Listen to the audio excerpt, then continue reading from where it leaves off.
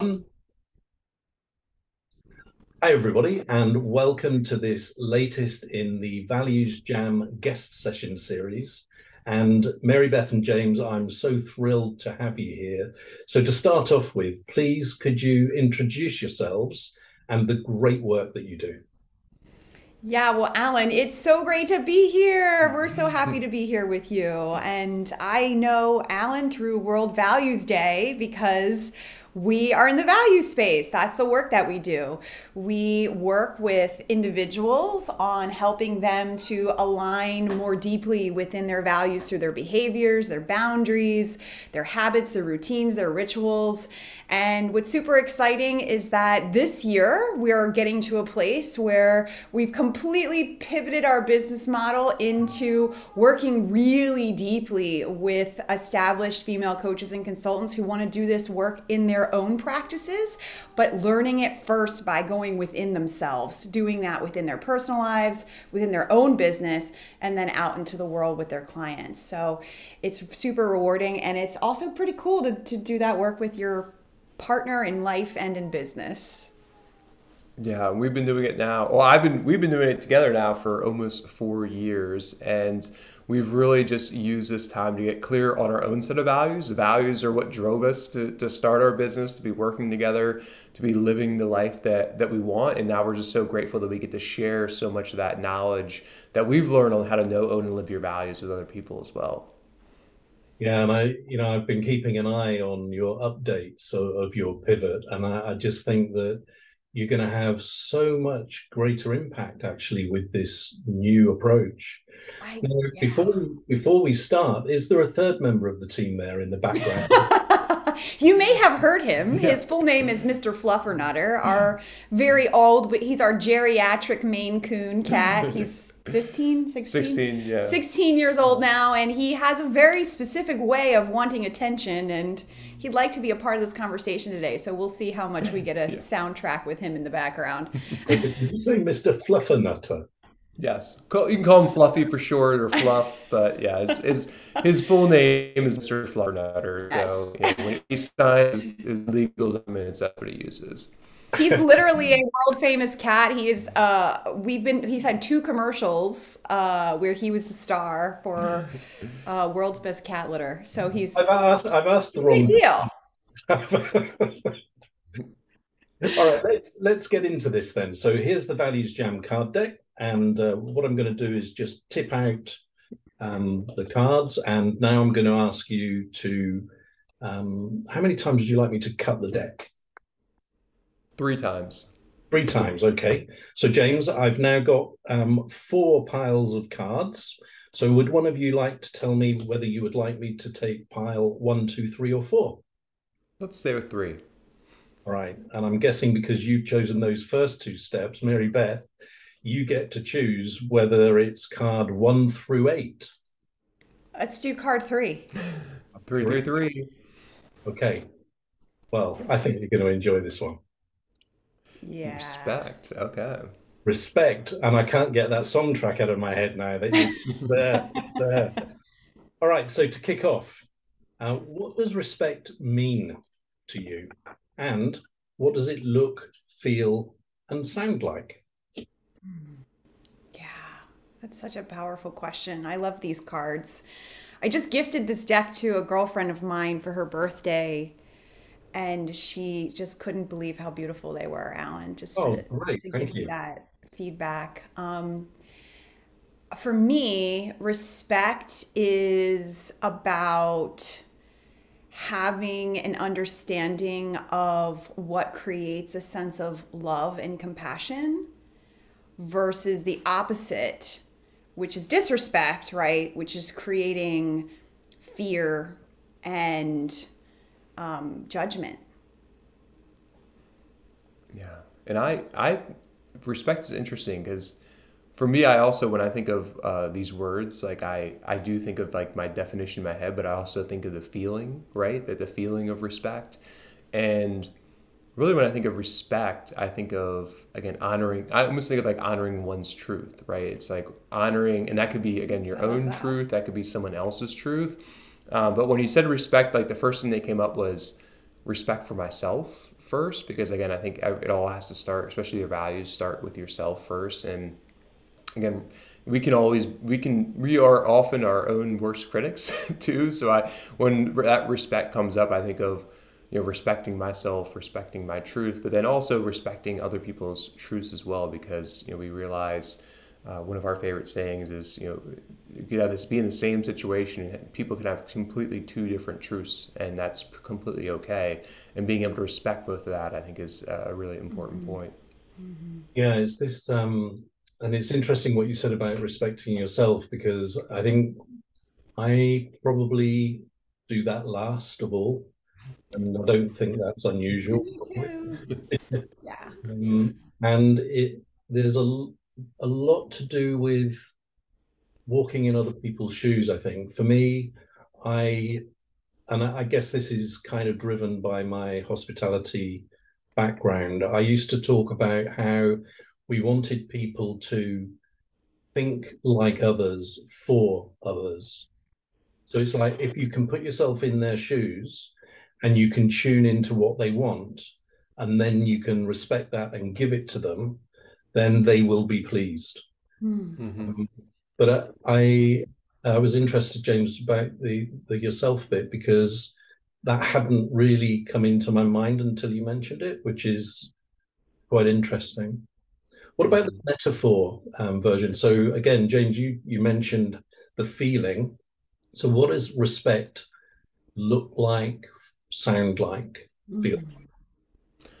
It's interesting because, like, when you bring it up, like, the other thing that came up for me is boundaries. I was going to say Yeah, because it's like, it feels like boundaries. It feels like boundaries, right? So respecting myself, like, what boundaries do I have for myself, not to, again, cross a boundary where I find myself disrespecting myself.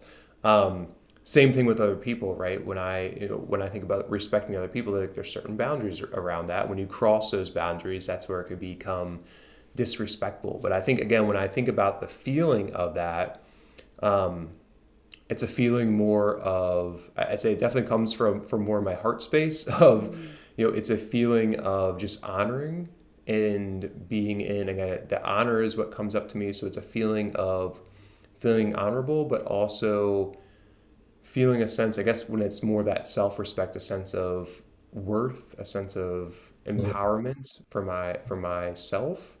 Because, again, a lot of times I think when I find myself more in disrespecting again than myself or others, I'm in my head making up all these stories. I'm judging people. I have all my, like, saboteurs or negative thoughts that come up. And when I can step out of that and I can move into a more place of respect, it just feels like, it feels like a nice, like, hug with yourself or with somebody else. Like that's kind of what I take it as. I love that. It's interesting. I got a visual, so I'm a very visual person. And I think that it's so interesting because we can learn what our values are from learning what they are, but we also learn from what they aren't, right? So we learn from them being violated.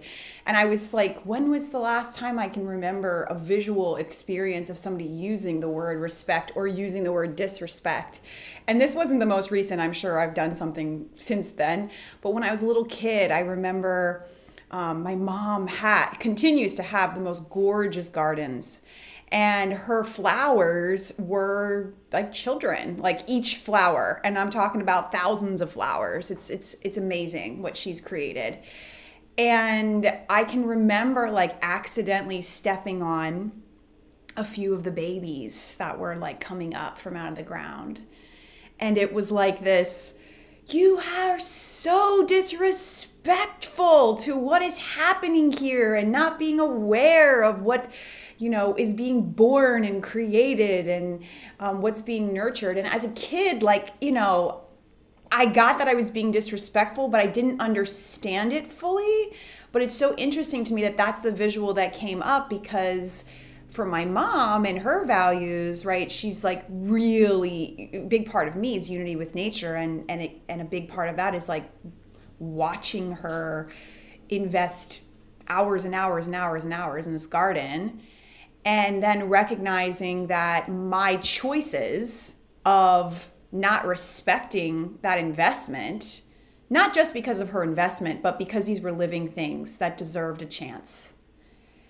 It's interesting because we're all flowers, right? We all deserve that chance. And so I love that that is the visual that came up for me, because I think if we consider ourselves and each other, other people, these unique, beautiful individual flowers, are we stepping on them, or are we like giving them some nutrients, bringing the light over, helping them to thrive in that experience? So that's the visual that came to me. What a lovely visual that is. And you've reminded me, do you know the name Fabienne Vales at all? Yes, but I don't know how. Okay, so Fabienne talks about how young people are all different sorts of flowers and plants, Oh, and beautiful. how it's unfortunate that the education system doesn't treat them like that. It kind of tries to treat them as though they're all the same. Right. What a different world it would be if we just did that. And she's created a model which is called flourishing education. I'll send you a link so you can Cool. check her out. And it's your visual is much more beautiful than mine, actually, because mine, when I think of respect, I think of either a Japanese bow or the bow in martial arts. Mm. You're kind of making yourself smaller, actually, in honor of the other person and recognizing that. And then, MaryBeth, when you were talking about crushing your mother's plants, I was thinking about when I've experienced disrespect, and the strongest one goes back quite some time as well. And I was very proud when I had my first fountain pen. Don't know why I was so proud, but I was. And I'm left-handed, and so it had a left-handed nib. And I remember some guy at school just snatching it and saying, just lend me your pen, and starting to write with it. And I was actually violent, which is not the best thing to be, but I felt so violated because you just don't do that to somebody. Yeah. And similar to that, I another pet peeve is when people turn the corner of books pages down. I I don't know why, but it's like, oh, Yeah. I Yeah. do those examples. Yeah. Sounds like boundaries were crossed. Yeah, exactly. Right? It's so true. Respect and boundaries are definitely go hand in hand. Yeah. And About just on that, this piece about self-respect and respect for others, I'm curious about your view on, and this is to do with boundaries and where they're crossed and whether they're crossed. But if you think of a more formal setting where respect is expected to be given by one party to another, and sometimes we are in a situation where perhaps we're uncomfortable with that, but there's a lot of pressure on us to go along with it. Just explore a little bit the tension that happens there. Yeah. I immediately That's thought okay. of like all of my corporate work. I thought of a completely different thing. Really, yeah, I immediately thought of all of that because there's such a huge disconnect, I think, in the workplace when it comes to understanding this, right? When it comes to understanding what does that look like? What does that feel like? What does that sound like? This idea of unique flowers, right? We're unique flowers in school. We're also unique flowers at work. And so that experience of feeling like I'm right where I'm meant to be because I feel like I'm respecting myself and I'm also getting that respect from others. It's actually quite rare at work, sadly. I think it's the minority of people who get to experience that. And the people who do want to be there forever because it's like this extra special thing if you feel that. It's so interesting. We actually just had a change in our team members. One team member had to leave because he had medical issues and another team member came on. And it's like night and day because we feel so respected by her and she feels so respected by us. And our last guy was great, but there was just a constant push and pull of, why are you disrespecting me all the time? Like, do you even realize how disrespectful this is? And how frequently do you need to be educated on that? And it's just a completely different experience. I mean, our new team member is literally saying things like, my husband doesn't believe I'm actually working because he's never seen me smiling and so happy. And that's what happens when we create a culture of that, right? When we create an environment of that, when we make that a sustainable way of being versus I guess I'm going to have to like have that conversation again, or I guess I'm going to have to set another boundary, or I guess I have to do some educating today. And that just doesn't feel good typically on either side. It's more of the frequency in which you need to do that with someone until it's like, all right, not a good values match. This is not working out because we clearly don't share the same intrinsic motivators, and that's fine. It's not a judgment. But I find that to be one of the places that this is really consistently a part of the conversation, whether or not we're using the word respect. That's a part of what's happening. Yeah, and it strikes me that what you've touched on there is the difference between respect when it's natural versus when it's fabricated or enforced in some way. And James, you said you went somewhere completely different than the way. Yeah. Well, it's interesting when you say like force in a different way. Like what I think of is like respect for traditions. And so again, I think for a lot of us, right, like growing up in families or friends, like I'm thinking more of like family traditions. Like there's certain traditions or religious, yeah. All sorts of different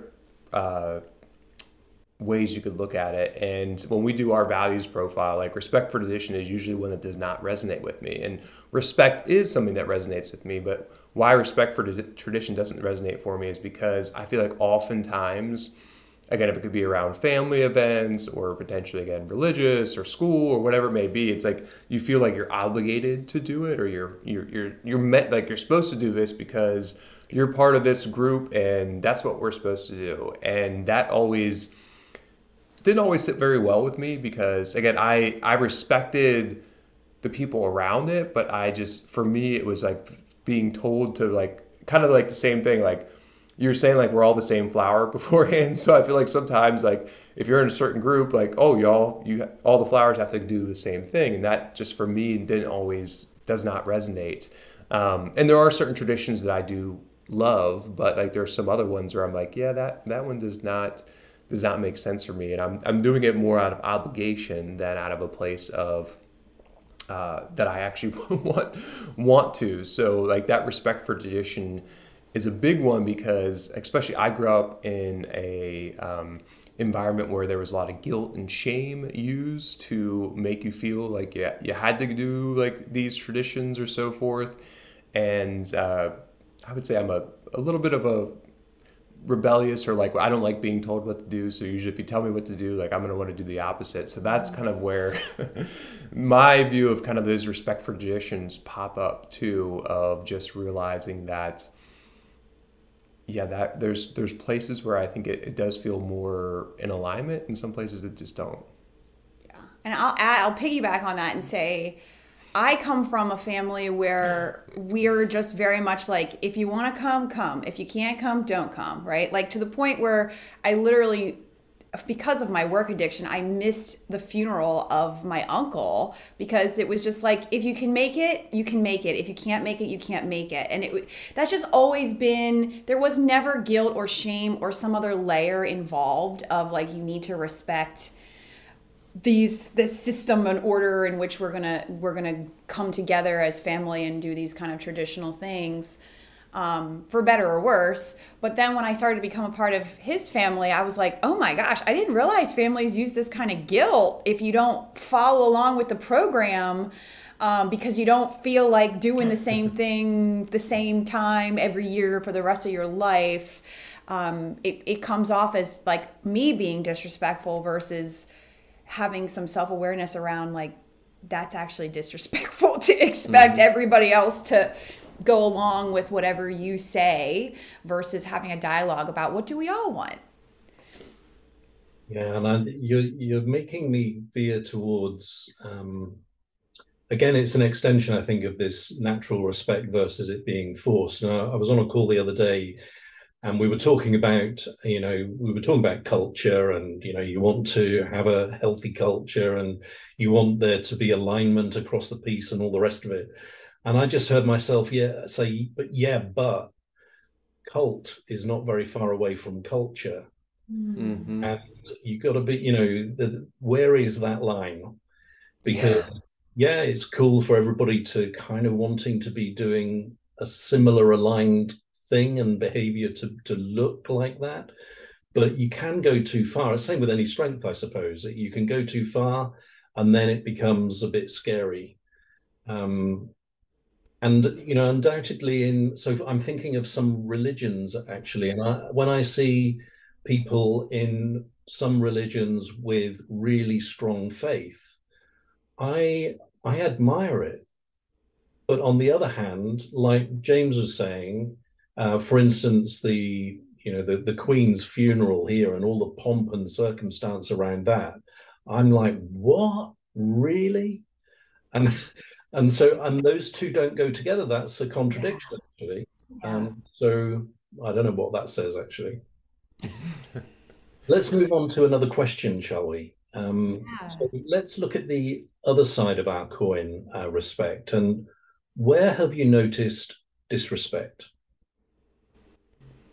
I'm like, where have I not? Yeah, it's like where to begin? It's Go ahead. I think for me, again, I go back to the boundaries, and I think that's, again, when a boundary has been broken or an agreement has been broken, that is oftentimes where I feel the most disrespected. So one of our favorite formulas is expectations plus agreement equals satisfaction, but expectations minus agreement equals disappointment. And I think oftentimes when I feel disrespected, it's in a case where I've been, it could be another individual where we had a certain agreement and expectations, and then they were able to break that agreement. So for me, that is a sense of feeling disrespect, because oftentimes, again, I'm thinking about all the instances where it popped up, and I'm like, it's pretty much all that, because again, that boundary had been crossed, and for me, it just makes me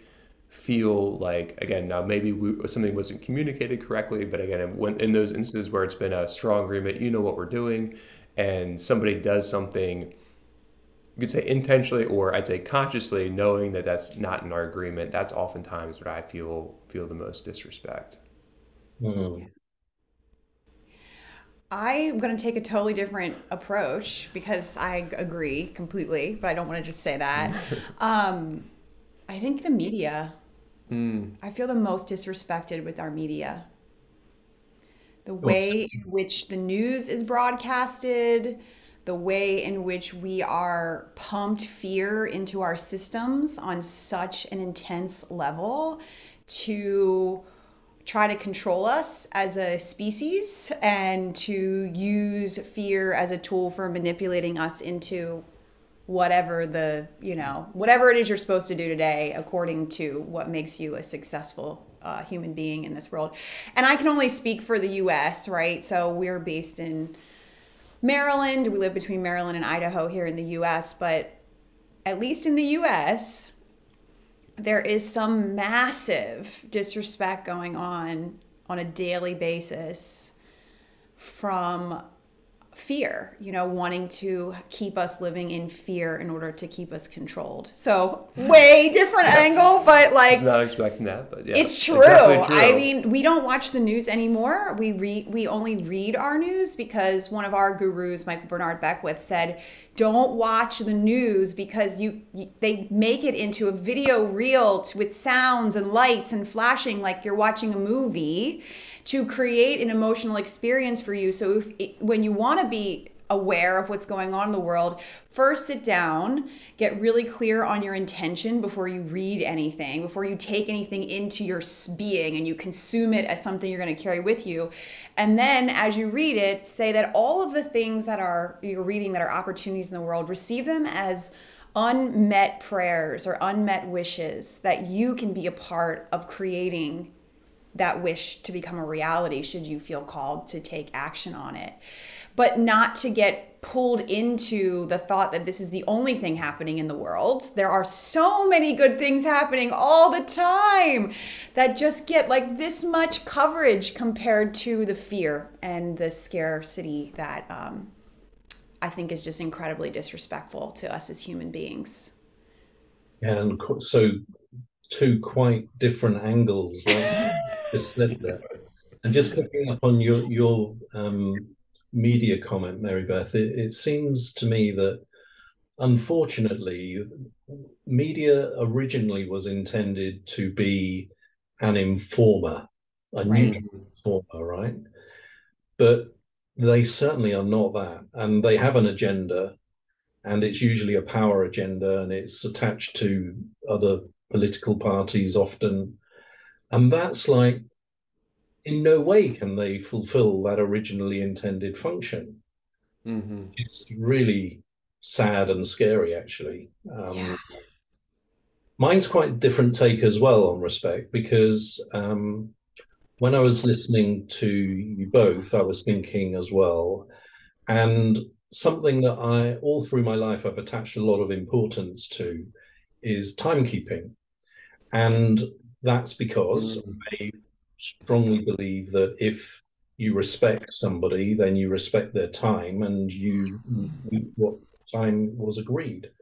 Now, recently, I've come to question that because, who knows what might have happened to the other person? And I'm not kind of making room for excuses, but I'll give you an example. I was working, it was my first day of work in a new job, 5-star hotel in London. And so I set off to be there a good 45 minutes to an hour early. The train stopped, underground, no signal, and I was late for work on my first day. And luckily, I didn't get given a hard time. If I had been my boss, I probably would have thought really badly of me. But when I think back on that example, I actually had no control. And so is it fair to be so hard on other people when they don't meet your expectations? So I'm wondering actually whether respect is, and I guess it's coming back to that point that we touched on earlier, it's this thing about overplayed strengths and having the ability to kind of step back and give a bit of space to other people, even when you feel so strongly about it. Does that resonate with either of you? Oh, yeah. Yeah, 100%. I mean, it's so interesting you mentioned that, because I grew up very much in an environment where I'd say 45 an hour, that's definitely quite a heads up, but I was very much like 15 minutes early is on time and on time is late. And I'd say MaryBeth grew up in a very different environment, so it's definitely something. 15 minutes late is on time. Yeah. So we've had to meet each other in the middle. But to your point too, Alan, I think I used to, when you said the time, I was like, oh, that's a big one too, because I mean, we've all been there, right? Where we've had somebody show up late, or vice versa, we've shown up late. And actually, MaryBeth really helped me with this too, is like, now if again for somebody, if they're late or we haven't heard from them, like the first thing is not like, where are you? It's like, oh, I hope everything is okay. Like, because again, you don't know, like somebody could be stuck in a train. That has to be the first. That has to be, because again, it's first that statement human. has to be, is everything okay? Yeah, it's got to be the human element, because you don't know what happened. Again, somebody can get in an accident, whatever could happen. So that's at least how I've shifted that. But I think you bring up a really good point too, of just like within ourselves. And again, I think to me, even as you're talking about, I go back to like boundaries and agreements, right? You agreement to show up on time and all those type of things.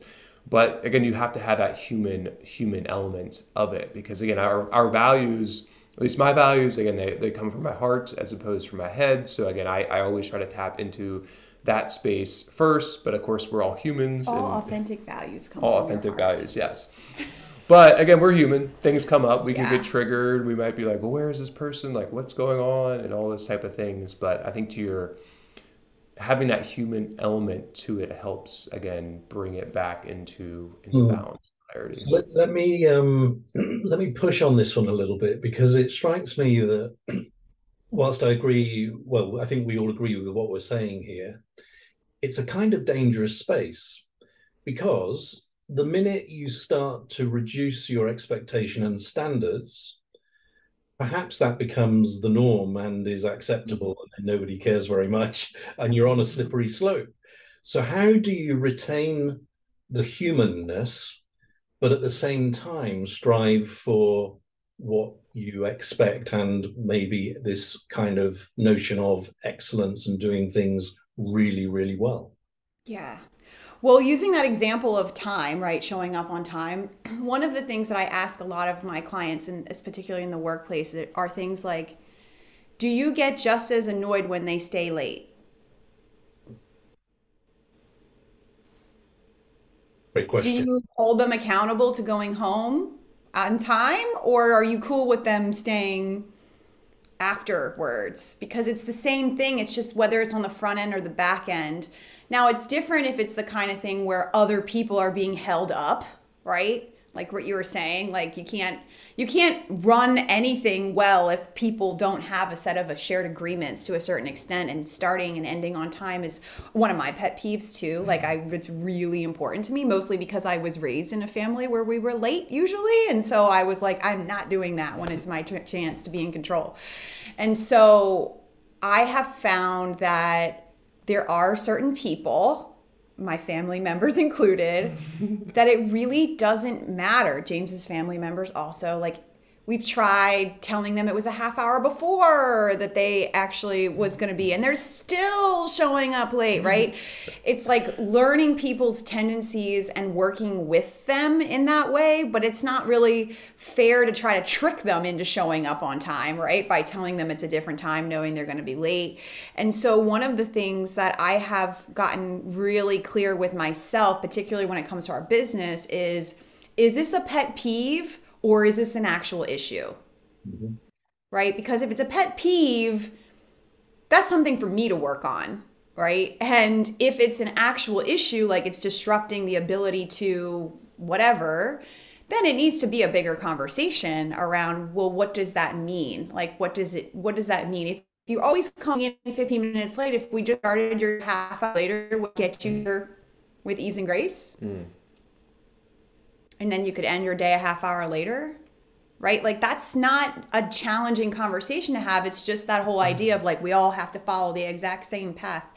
Yeah. Like somebody I know really was somebody I was coaching was really annoyed at their team member who left like the second it turned 5 o'clock. They were like out the door, and I said, "Well, what's wrong with that?" And she was just like, "I just don't think she really cares, and she's not like giving it her all, and this and that and the other." And I just said, well, do you know like what her values are and what's going on that are her priorities? Because there could be something that's extremely important to her that happens at 5 o'clock that she needs to be a part of. It also is the kind of thing that is the end of her day. It should not be an unspoken expectation that she's going to stick around just because you are. If you want her to do that, you need to have that conversation. And then I'd say the other piece is learning how to not take things personally. So James and I have been super fortunate, and we have studied under Don Miguel Ruiz, who wrote the Four Agreements. Do you know the Four Agreements? I don't. Oh my gosh, Alan, you need to pick it up and read it. It's something you could read in a few hours. I think the audiobook is like 2 hours. It's so powerful. It's super profound. It's one of these like books of a lifetime, though it not even lifetime, books over many lifetimes. It's one of the best sellers and just amazing. So anyway, Don Miguel Ruiz, one of his four agreements is don't take things personally. So as soon as I can get to a place where I can separate this person being late isn't about me, Yeah. then it doesn't feel as disrespect as much as it feels like, okay, what do I need to get curious about with this other person. But again, as we've been saying, like values come from within ourselves. So we owe it to ourselves to do that inner work to get to a place where if we're feeling disrespected, is it because we're taking something personally? Or is it because somebody just ripped something off of us, right? And it just was like, it really just happened to you, right? Like there's a difference in those experiences that I think is really valuable for each person to do that inner work and understanding. It makes life a heck of a lot more satisfying to not constantly be triggered and annoyed by other people's choices. This difference between an issue and a pet peeve, I think, is interesting. And you've made me think of, let's say, an event. So maybe it's a family event. And I think you want everybody to be on time, not for you necessarily. It's because everybody will enjoy the occasion if everybody's on time and things can be done well. So then, we've got Mary Beth's auntie who arrives 20 minutes late as normal and kind of disrupts the thing for everybody. So the challenge, I think, is in the decision about whether that's a pet peeve and you kind of maybe respect yourself less and allow it, or whether you're going to bowl in there and cause a big thing because you're saying, look, next time I need you to be on time and these are the reasons. It's a hell of a choice to make. It is. Mm-hmm. Well, and even saying next time we're starting at this time, whether or not you're here. Yeah. I would say I feel like the communication is such an important part of that because, like, why do they show up late, right? Is it just? I mean, there's had this experience in James's family on Christmas. It was like, it was so. I felt so violated.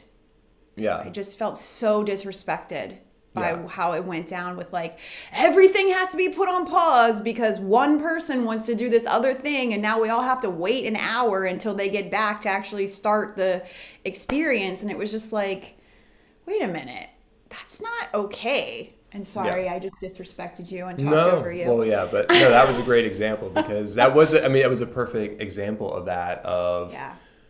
That was a moment of disrespect, and again, the person. And you made it known. James made it known, and it was not intentional. And because the other thing they kept coming back to me was right, like, what's your intention? Like, what's the intention of the person? What's your intention?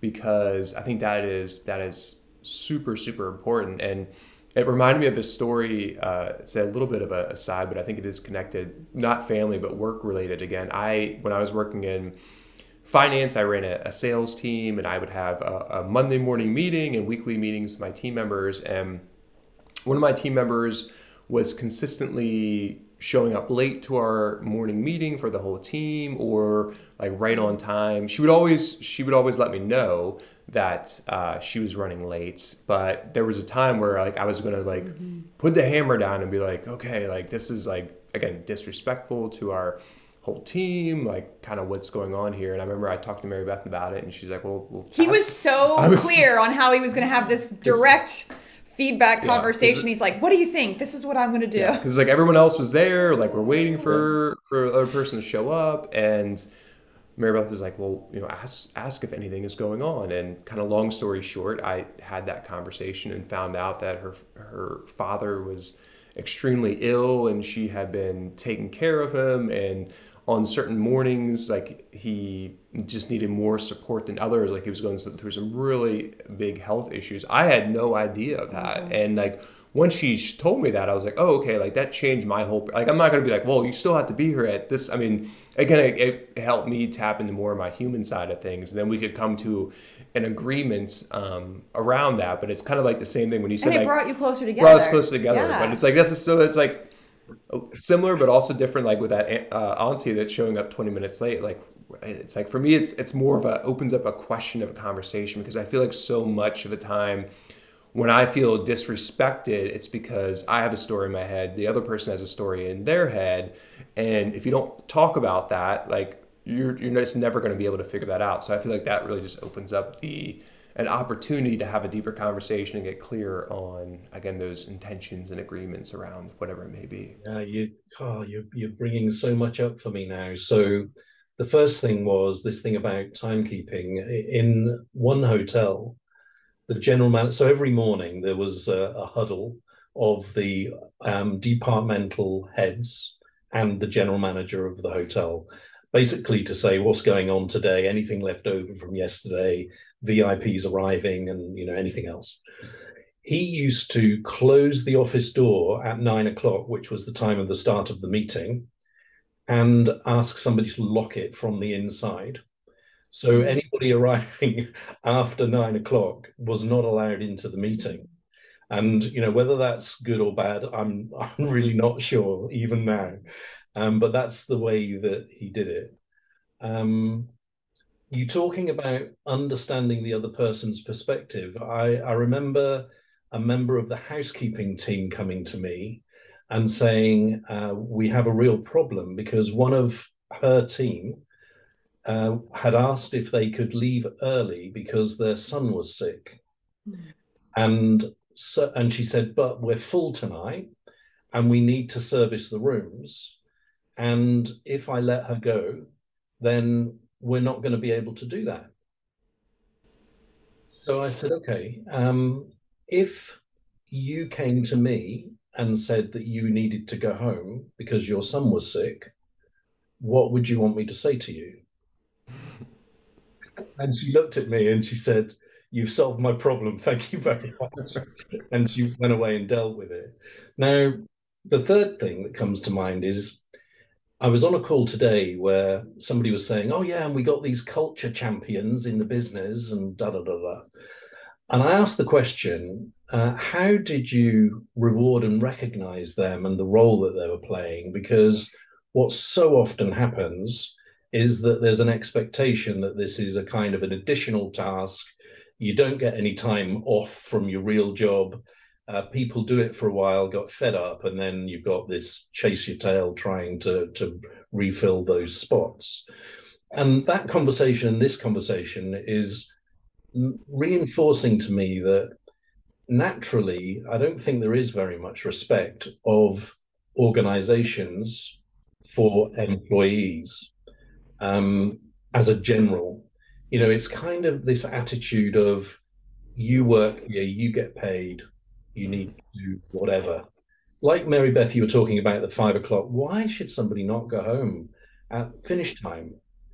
It's like, and sorry, just one final thing, because I've rambled a bit here, but during COVID, I think there's been a real issue which is not being grasped properly, in that when we were all together in offices, because we're social beings, there was natural collaboration, natural development of relationships, and the organization didn't have to take responsibility for that, didn't have to fund it, because people went to the local bars and restaurants and did it all themselves. Now, when people are together less, I think there is a need and an obligation for the organization to take responsibility for creating the environment where these relationships do grow and build and foster collaboration. But they're going to have to fund that in terms of energy and thinking and finance. And probably many of them won't be willing to do it because we didn't have to before. So why should we now? So long story short, you're making me think not very positive thoughts, actually, about the general relationship between employer and employee. Yes, that's it. There's a lot in that one. There's a lot. Sure. Yeah. For sure. It's massive. Yeah. It's massive. I like literally wrote about this specifically in my book because I found it to be so it's a constant thing. This feeling of like, you ought to be showing up early and staying late. That means you're a team player. Yeah. And if you're not actually loyal to this work and you're not actually committed to it. And it's just so backwards of what it means to be well, right? What it means to be a human, and giving ourselves the space to rejuvenate and reset before going into another day of being productive. Yeah. And it's making me think actually of a definition of disrespect that I hadn't considered before. It's an abuse of power. I think that's what disrespect is. So in Mm-hmm. that organizational context, you're saying, yeah, come on in early, because if you don't, you know what people are going to say. And it's that abuse of the power dynamic. Yeah. Hmm. Now we've Very we've succinct. we've Very released. succinct definition there, Alan. Abuse of power. Yeah. I was thinking even abuse of energy. Yeah, yeah. Sometimes people aren't in a place of power, but their energy is what creates that power over you. Hmm. So it's just interesting that that's what came up for me, but I appreciate that. I fully feel it. Yeah. Now, I'm mindful of time, and the way that we bring these Values Jam sessions to a close is always with this question. So this is to finish. And what are you encouraged to do differently about respect as a result of our conversation today? Mm. Do you want to go? I think for me, it's going back to the communications piece and just making sure that I am clear with my communications to people. Like, again, to set those expectations, but also when I do feel some disrespect, getting curious about that and, asking some questions to that person and getting clear on, what could have potentially caused that. Okay. I think Sorry, about, sorry, before go ahead. we move on to MaryBeth, James, when do you think you're going to be able to make your first baby step towards putting what you've just described into practice? This weekend when I talked to my parents. Really? Okay. Yeah. And are you going to do that with them together, or is it going to be one or the other? It'll probably be both of them, yeah. But probably more my dad, but yeah, probably both of them. Yeah, Great, thank you. I love that. Hmm. I love that. I immediately thought about James, right? So we have we're married and we also run a business together. So we're with each other a lot, like a lot. We enjoy the same kinds of things out in the world. You know, we go horseback riding together, we go on hikes together, we enjoy our downtime together. So we're deeply entangled. And one of the things that I think is necessary to create respect in with a person who you have that depth of, like, it's all the time that we're together, is actually giving each other space, you know, giving each other that time to rejuvenate and decompress and reset, where you don't have to be together for that to happen, right? Like, you can do that on your own and you can respect whatever that looks like for him is going to look different for me. Yeah. And I'm in the process right now of going through a graduate level program. It's something called Heroic Public Speaking, which is just about getting my keynote speaker skills up to the next level. And it's out of state, and I'm fortunate that I have a family member's home who's empty right now that's near this place that I have access to use as like my own little Airbnb. And I'm gonna go earlier. I'm gonna give him give us each even more time and space and respect, in doing that from a place of love and possibility, not from a like something's wrong here, but like, this is what you do to make things continue to ensure we have that possibility within ourselves and with each other. Because we can get really snippy, you know, we might be practitioners and coaches, but there are definitely, like I said to him earlier this week, I'm like, we need some space apart. And not because some horrible thing happened, but it was just like, our energy is just too snappy right now, and it's not meaning to be disrespectful. It's just that we haven't had the space to decompress separately for a while. Yeah, and that's a great example. I've got two, I think. One is very simple because I'm going to look up the four agreements, and Yes, that's easy to do. you're gonna love it.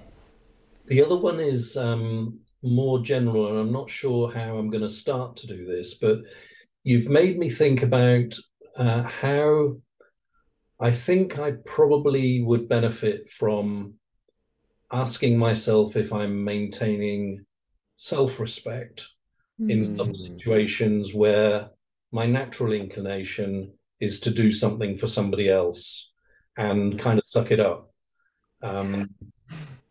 So I'm just going to be more aware and more conscious. And even if I make the same choice, it'll be on a more conscious level than it normally is, where I just do it because, I'm good. Yeah. Yeah, I can relate to that for sure. You have to let us know how that one goes. That's definitely That's a big one. yeah. So it's a jam. So we've completed our Awesome. values jam. Thank you so much. And it's been having that kind of stereo from your end in terms of the two points of view has been fascinating, because sometimes they were very aligned, but sometimes they were like wide apart. So it's just been great fun. So thank you very much. Awesome. We Thanks appreciate so it, much, Alan. Thanks Alan. for having us.